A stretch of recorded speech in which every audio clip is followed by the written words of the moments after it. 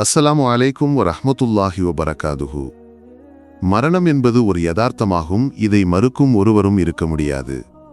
மரணத்துடன் ஒரு மனிதனுக்கு அல்லாஹ் வழங்கிய ஆயுள் முடிவடைகிறது. மேலும் மரணம் என்பது பரலோக வாழ்க்கைக்கு ஒரு தயாரிப்பாகவும் உள்ளது.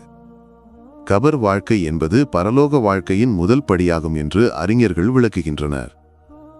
ஆனால் மரணத்திற்கு பிறகு கபரில் மையத்தை வைக்கும் நேரத்தில் மையத்துக்கு உயிர் திரும்பிய பல அதிசய சம்பவங்களை பற்றி நாம் கேள்விப்பட்டிருக்கிறோம். இத்தகைய ஒரு அதிசய சம்பவத்தை பற்றியே இன்று நாம் விவாதிக்கப் போகிறோம். உத்தரப்பிரதேசத்தின் லக்னோவில் இந்த சம்பவம் நடந்தது. ஒரு வெள்ளிக்கிழமை அன்று ஊரில் உள்ள ஒரு இளைஞர் மரணமடைந்தார். மரணத்திற்கு பிந்தைய சடங்குகளை நிறைவேற்றுவதற்காக அவரை எடுத்துச் சென்று குளிப்பாட்டி கஃன் செய்த பிறகு மையத் நிஸ்காரத்திற்காக எடுத்துச் செல்லப்பட்டார். எல்லோரும் மையத் நிஸ்காரத்தை முடித்த பிறகு அவரை கபரில் அடக்கம் செய்ய முடிவு செய்யப்பட்டது. ஆனால் கபரில் வைக்கும் நேரத்தில் மையத்துக்கு வியர்வை வரத் தொடங்கியது. இதை பார்த்து அங்கிருந்தவர்கள் பதறிப்போனார்கள்.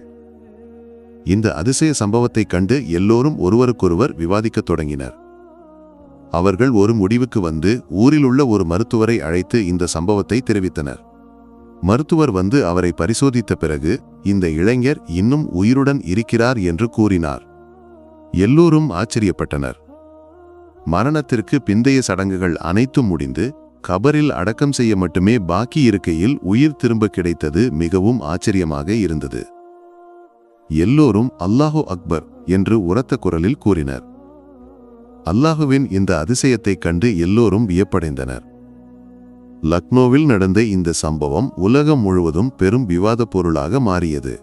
நபிமார்களின் மற்றும் அவர்களின் சஹாபாக்களின் காலத்தில் இத்தகைய சம்பவங்கள் நடந்ததாக வரலாறு நமக்கு உறுதிப்படுத்துகிறது. இத்தகைய சம்பவங்கள் நமக்கு கற்பிப்பது அல்லாஹ் வழங்கிய மீதமுள்ள நேரத்தையாவது அவனுக்கு அடிபணிந்து நல்ல முறையில் வாழ வேண்டும் என்பதாகும்.